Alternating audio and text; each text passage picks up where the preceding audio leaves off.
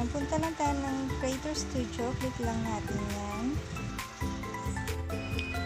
Then, click Video Manager.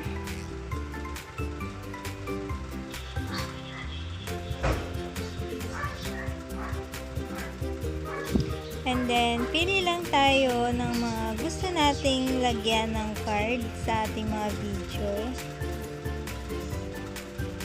And then, click to edit.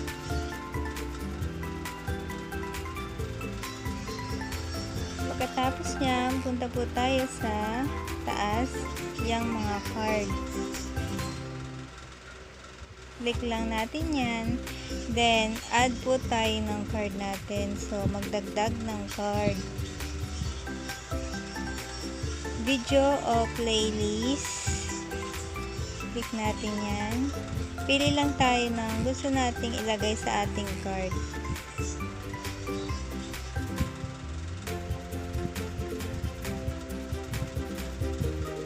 Lumikha ng card. Click po natin yan.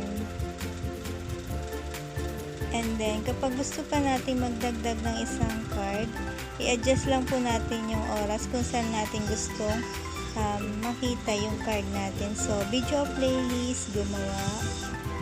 Pili ulit po tayo ng card na gusto natin ilagay. Lumikha ng card. And then, adjust lang po ulit natin yung oras kung saan natin gusto makita yung card natin. Gumawa. And then, pili lang ulit. Lumikha ng card.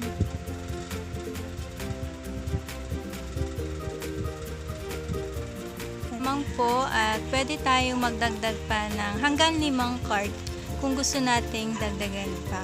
Sana may natutunan kayo sa aking video tutorial ngayong araw na to.